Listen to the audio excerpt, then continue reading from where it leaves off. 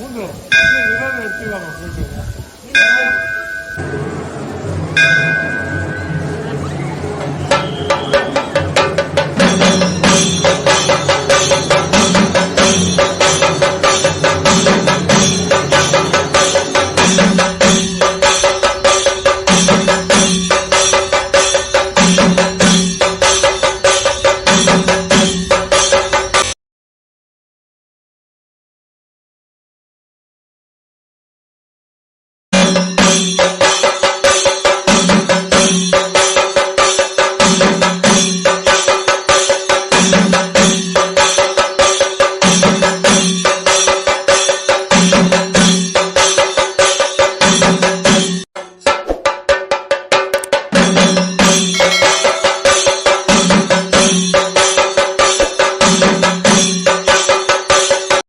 ஹரி ஓம்.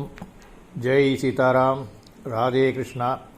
அன்பு நண்பர்களே, உங்கள் அனைவரையும் எனது தெய்வீக பயணம் யூடியூப் சேனல் சார்பாக அன்புடன் அழைக்கின்றேன். கேரளாவில் உள்ள திருக்கோயில்கள் தரிசனம் நாம் தற்போது பார்த்து கொண்டு வருகின்றோம். அந்த வகையில் இன்றைய பதிவில் நாம் தரிசிக்கக்கூடிய திருக்கோயிலானது செங்கனூர் மகாதேவர் கோயில் எனப்படும் செங்கனூர் பகவதி கோயிலாகும். இது கேரளாவின் ஆலப்புழாவின் செங்கனூர் நகரில் அமைந்துள்ள சிவாலயமாகும்.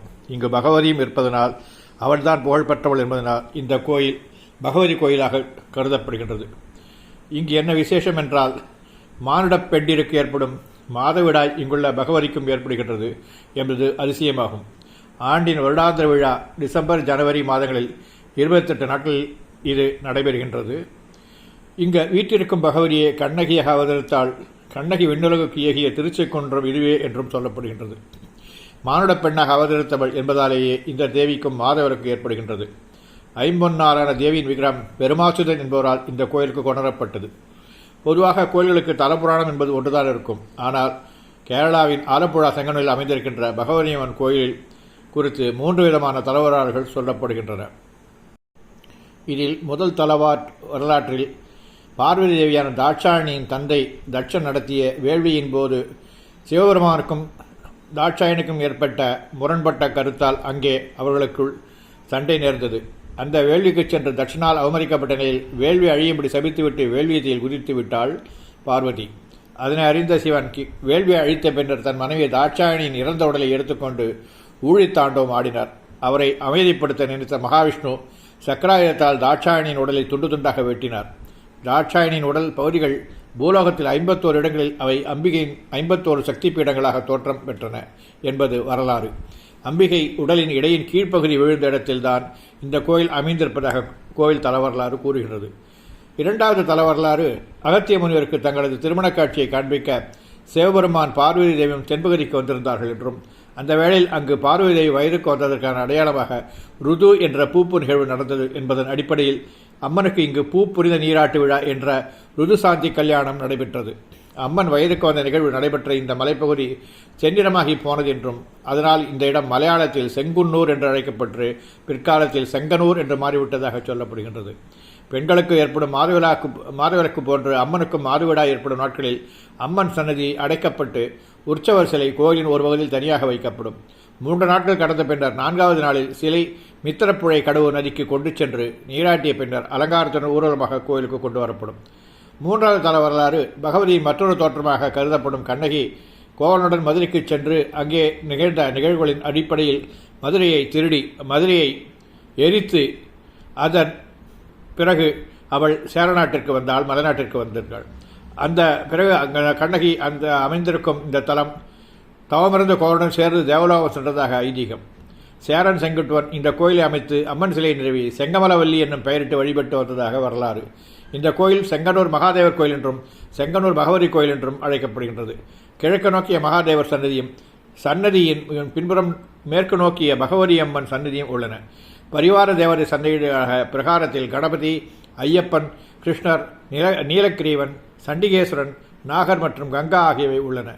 இந்த திருக்கோயிலில் மற்றொரு சிறப்பு என்னவென்றால், இங்கு உள்ள மகாதேவர் சன்னதிக்கு முன்பாக உள்ள துவசம்பத்திற்கும் அருகே மாஞ்சாடி ஆஃபரிங், அதாவது மாஞ்சாடி அளித்தல் என்று ஒன்று போடப்பட்டிருக்கிறது. அது என்னவென்றால், அங்கே ஒரு பாத்திரத்தில் குந்துமணிகளை நிரப்பி வைத்திருக்கின்றார்கள். பக்தர்கள் அந்த குந்துமணியை கையில் அள்ளி தாங்கள் நினைத்த காரியங்களை நிறைவேற வேண்டும் என்று எண்ணி தங்களது தலையைச் சுற்றி அந்த துவஜஸ்தம்பத்தின் மீது வீசுகின்றார்கள். இதற்கு மாஞ்சாடி அளித்தல் என்று கூறப்படுகின்றது.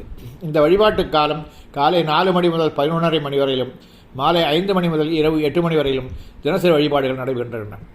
மகாதேவருக்கு 3 வேளைகளும், இறைவி பகவதியம்மனுக்கு 2 வேளைகள் என்று தினமும் 5 வேளை பூஜைகள் செய்யப்படுகின்றன. அம்மனுக்கு மாதவிடாய் ஏற்படும் 3 நாட்களில் அம்மனின் சன்னதி அடைக்கப்பட்டு அம்மனின் உற்சவத்திலே வடக்கு மூலையில் தனியாக ஒரு அறை வைக்கப்படுகின்றது. இந்த நிகழ்ச்சி திருப்பூத்தி என்று அழைக்கின்றார்கள். 3 நாட்களுக்கு பிறகு 4வது நாளில் அம்மன் சிலை ஆராட்டு செய்யப்பெற்று மீண்டும் கோயிலுக்குள் கொண்டு வரப்படுகிறது. இந்த விழாவினை திருப்பூத்தாராட்டு விழா என்கின்றார்கள். 200 வருடங்களுக்கு முன்பு கோயிலில் ஏற்பட்ட தீ விபத்தில் அம்மன் சிலை பாதிப்படைந்த நிலையில் புதிய ஐம்பொன் சிலை நிறுவப்பட்டது. அதன் பிறகு வருடத்திற்கு 1 அல்லது 2 முறை மட்டுமே மாதவருக்கு ஏற்பட்டு திருப்பூத்து விழா நடைபெறுவதாக சொல்லப்படுகின்றது. இந்த கோயில் கேரளாவின் தட்சிண கைலாசமாக குறிப்பிடப்படுகின்றது. காக்கை வலிப்பு போன்ற நோயுடையவர்கள் இந்த கோயில் வழிபாடு செய்வதால் நலம் பெற முடியும் என்ற நம்பிக்கை உள்ளது. மேலும் திருமண தடைகள் நீங்கவும் குழந்தை பேர் அமைக்கவும் பகவதியை வழிபடும் வழக்கமாக உள்ளது. வாருங்கள் அன்பர்களே, இந்த திருக்கோயிலை தரிசனம் செய்து பயன்பெறுங்கள். நன்றி, வணக்கம். சக்தி வையமெல்லாம் நீ நிறைந்தாய் மாதா, பராசக்தி வையமெல்லாம் நீ நிறைந்தாய், ஆதாரம் உன்னையல்லால் ஆரமக்கு பாரினிலே மாதா, பராசக்தி வையமெல்லாம் நீ நிறைந்தாய், ஆதாரம் உன்னையல்லால் ஆரமக்கு பாரினிலே, ஏதாயினும் வழி நீ சொல்வாய் எமதுயிரே, ஏதாயினும் வழி நீ சொல்வாய் எமதுயிரே, வேதாவின் தாயே, வேதாவின் தாயே, மிக பணிந்து வாழ்வோமே, வேதாவின் தாயே, மிக பணிந்து வாழ்வோமே. சமகம கபமகரிச நிதபமகமதானி சனிதனி சரிச, சமகம தபமகரிச நிதபமகமதானி சனிதனி சரிச, கமகரிச நிதனிச நிசனிதபமகரிச, நிசரி கமபதனிரி.